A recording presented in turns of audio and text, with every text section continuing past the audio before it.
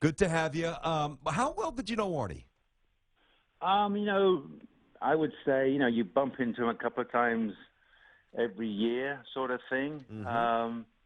So but the cool thing about him was, every time he greeted you, and I'm sure this is why everybody loved him. He did it with so many. There was always that glint in his eye, and he'd look at me, and he'd shake your hand, and he had those giant vice-like hands, and he'd try and squeeze your hand and grab hold of your back of your arm, and how are you, boy? And so it was always a little test. He just loved being young. He just loved youngsters, and he definitely felt a lot younger than his age, and that was right the way through. I remember that. I remember thinking that when I saw him at St Andrews previous. He was about 80, same as my father. We were both there at the same time, and he was still big smile, happy to see you. That was so nice. He would greet everybody so warmly.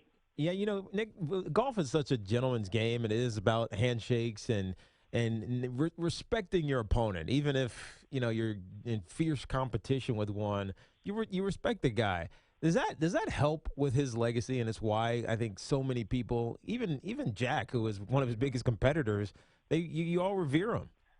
Yeah, well, that was his speech, and many of us heard it many a time. But it was all about sportsmanship, honesty, and then carrying on the integrity of our game. And that's what he said. We are the custodians of this great game, and we pass it on to the next generations. We got to keep all those traditions going, and that we heard that speech many times. And you hear that him commenting when he talks to anybody.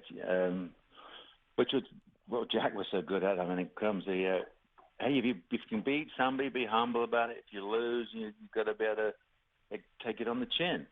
And I think he had some amazing losses, when he would go for broke. And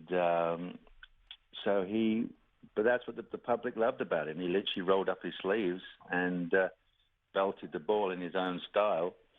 And I loved to copy that swing as a kid. It was a huge inspiration to me. When I went to Troon in 1973, I copied, watched Jack and Arnold and Gary and Lee and Johnny and Tom Weiskopf, and I came back and copied all those swings. So I used to go and play with my imaginary friends, Arnold versus Jack versus me. And I'd try and do the helicopter whirly Arnold Palmer follow through. So it Wow. was... Yeah, I mean that's how you learn to visualize golf shots, and he was key to British golf as well, because back in there wasn't many pros coming over in the 50s. American professionals coming over to play the Open because it was too expensive. By the time they won, it was still costing them money, and so I think that I know Gerald Mecklem, who was a friend of mine, was supporter of mine. Was on the championship committee, and he got Arnold to come to the Open. Of course, he went to Birkdale in '61, he won it, and he went to Troon in '62 and wins that. And that era, Arnold was winning everything. In between 1960 and '63, I think he won 29 times. I mean, that's exactly what he was doing. He would bowl up, people loved him, and he would win. And so he did an awful lot for British golf as well, and of course, and then with Mark McCormack, IMG, they started the World Match Play in 1964, which of course he won the first year. So that's what he did for the game of golf. He took it to places, literally through Mark McCormack's ideas, but then he's got this spearhead, he's got this great guy, and so they break new grounds and they go and play.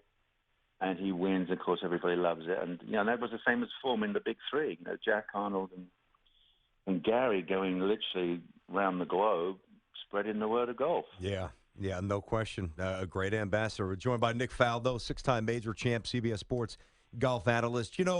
Nick, it's been said, and maybe if you came up in your era, you might feel a little different. I'm not sure. But I think in large part, a lot of people look at Tiger and they say, well, Tiger kind of made golf cool, where the body changed and guys started lifting weights and the attire changed, and there was just a different vibe with golf. And you see guys like some of the young players now with like Ricky Fowler, the outfits. It's golf is cool. There's no disputing that. I said early that even though it was way before my time, but what I've read it seems like Arnie humanized the game, where it was just very elitist, but he brought a certain blue collar feel. Yeah. Yeah, I mean, and it resonated in the galleries, right?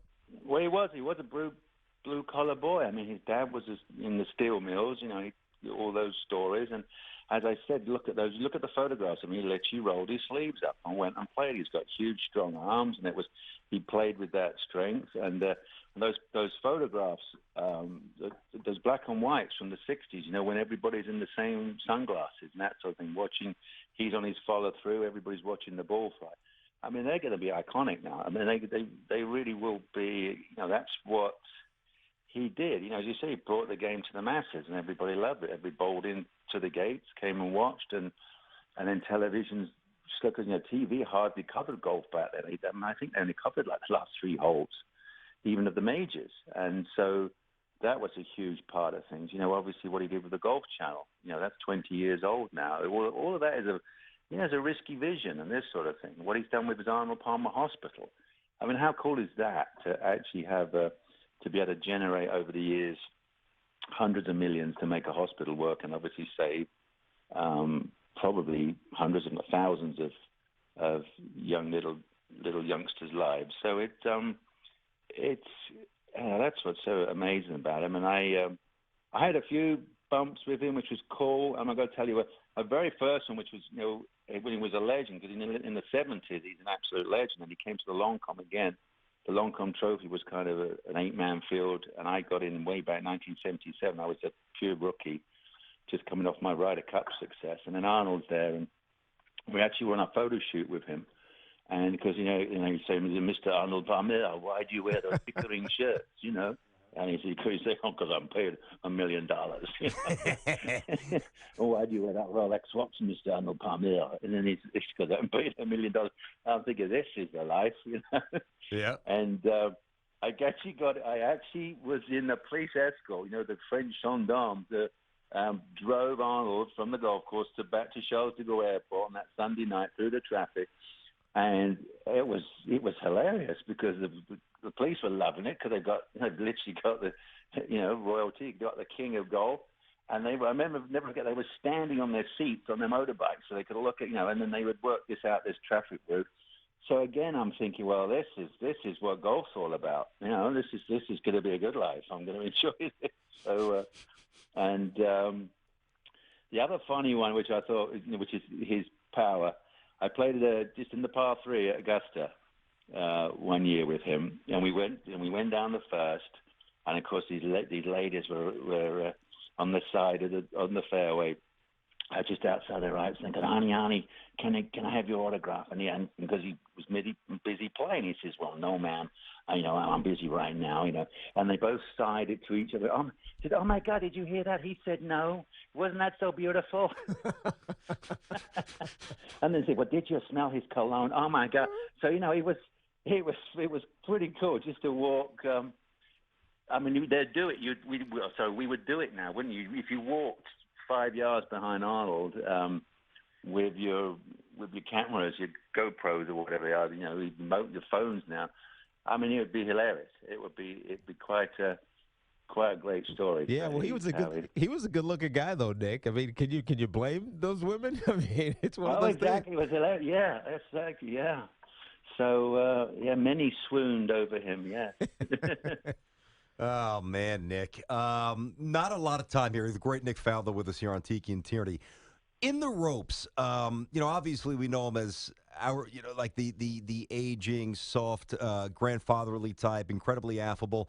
But when it was time, and I know you use the expression rolling up his sleeves, but when it was time for him to really compete, if you were in his group on a Saturday or a Sunday and you were going against him and you were chasing the same thing, can you quickly describe just what he was like during an important round down the stretch competitively?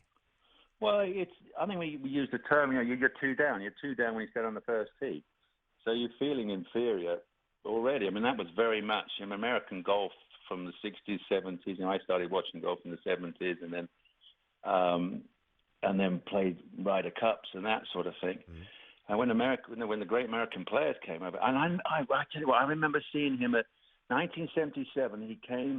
He was out at our British PGA at and it was my first one, and he was defending, and I saw him there, really kind of up close, and because he looked huge, he looked enormous. His shoulders looked 4 foot wide, and his hands were, the size of sledgehammers. I mean, and the clubs, because he had those leather grips, so the clubs always clanged and made a different sound. The real, and he's got his red cashmere cardigan on and that sort of thing. And I'm like, and that was a real wow. It was just, it was striking. Yeah. I mean, it was just, and as you said, to go and play anybody with that kind of attitude, go for broke, what have you. I mean, many now would. They've got to be careful of that, because if you keep going for broke in our game, it doesn't come off. You take a quick 7 or something.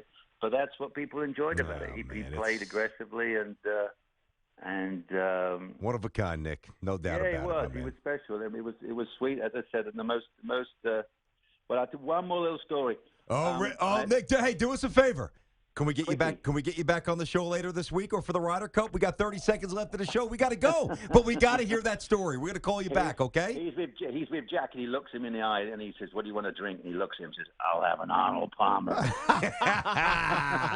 Attaboy, Nick. Hey, really appreciate some time, Nick. Thank you, sir. Short stories. Thanks, CBS. All right. I appreciate you, pal. Nick, man. Nick Faldo. Great insights, man. That's a great story to end it on, too. Right?